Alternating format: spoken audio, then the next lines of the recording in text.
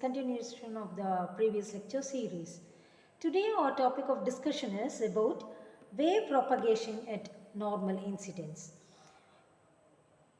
First, we have to understand what wave propagation is. It is nothing but a travel of waves from one point to another or from one medium to another without the support of property of matter, right? Or in simple words, we can say transfer of signal from one point to another, which is nothing but in the form of waves, like sound waves. It is nothing but longitudinal waves, right? Okay. What is a normal incidence? We know what incidence is. It is impinging of wave exactly at a surface or at a point. Normal incidence is nothing but if a wave exactly hits the surface or hits the boundary at 90 degree or perpendicular, then it is named as normal incidence. So now we'll discuss about how the wave behaves once it is incident normally exactly at the surface or dielectric. So this picture clearly depicts how the wave behaves. Depends upon the medium what we consider, medium 1 and medium 2, both are dielectric medium.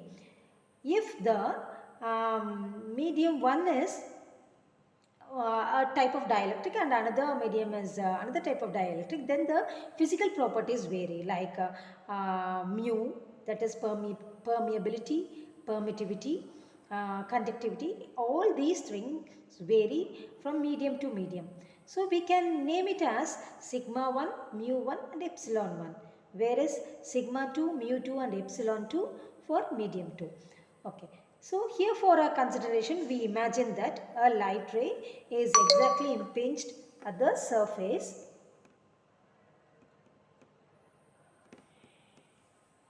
on the surface at 90 degree.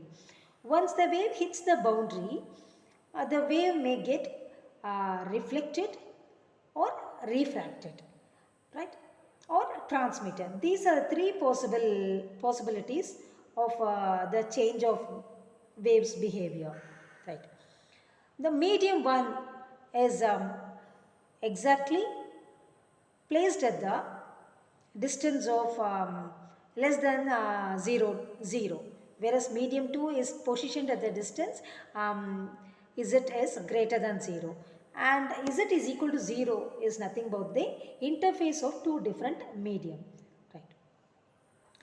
And we are assuming the wave is propagating along the z direction and the electric field component is traveling along x direction and magnetic field component is traveling along y direction.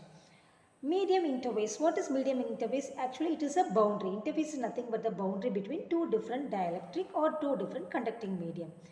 And here we assume that the wave is exactly incident at normal to the boundary surface. That is, it is 90 degree exactly to the normal. What happens once the wave is incident? It either gets reflected, refracted or transmitted.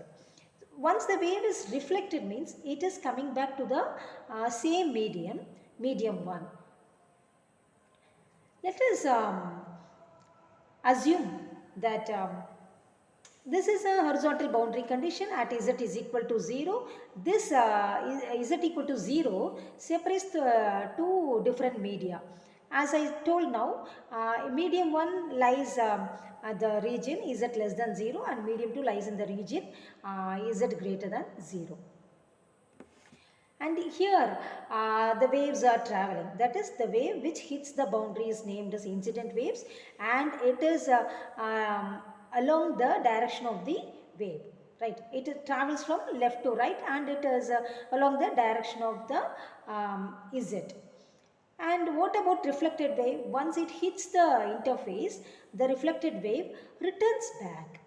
Not all the wave, some amount of waves returns back, and it travels in the direction of right to left, that is in the opposite direction. Hence it is named as minus z axis. The incident ray is represented as EI, HI, whereas the reflected ray is represented as ER and HR. Some amount of the wave are transmitted into the next medium based upon the property. So this ray is represented as ET and HT. It also moves in the direction of Z axis.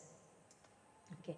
So from this we can understand that E is the electric field is the wave which is traveling along x-axis, and magnetic field is the wave which is traveling along y-axis, and the wave is traveling in the Z direction or Z axis. Okay, at the interface or exactly at the boundary Z is equal to 0, how the strength is? Exactly at Z equal to 0, E1, that is electric field E1 is equal to E2, that is the electric field at both the medium is same. Similarly, the magnetic field is also same on both the regions if we consider exactly at the boundary. Okay. As we discuss now, once a wave is incident at the boundary, it reflects back. So how it is represented? ER is equal to the maximum wave and E power minus gamma. Is it? Gamma is nothing but the propagation constant, which is nothing but alpha plus j beta.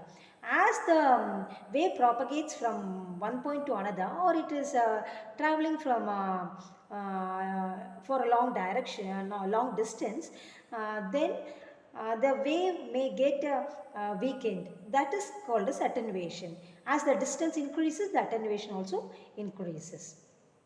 Transmitted wave is nothing but ET is equal to EM, which is measured at the medium 2. And after the transmission of or after the wave propagation is over, we can calculate the coefficient, reflection coefficient and transmission coefficient. Reflection coefficient is represented with the symbol gamma, and transmission coefficient with the T. And this is nothing but this reflection coefficient is equal to eta 2 minus eta 1 divided by eta 2 plus eta 1. Similarly, transmission coefficient is equal to 2 eta divided by eta 1 plus eta 2.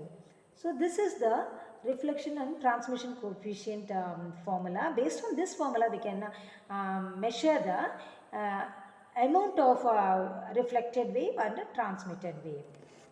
So for special cases, we can consider if the medium is a perfect conductor, then there occurs a complete reflection. If the, for example, if the second medium eta 2 is equal to 0, therefore the total reflection occurs. If the medium is matched medium, that is eta 1 is equal to eta 2, then there is no reflection, right? And this concept is mostly applied in impedance matching. The major applications of wave propagation.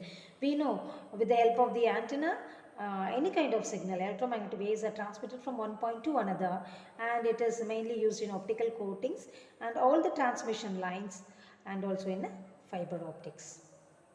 Hope you understood this session, students. Thank you for listening. Myself, Dr.A.Vaniprabha, ending up the session. Thank you.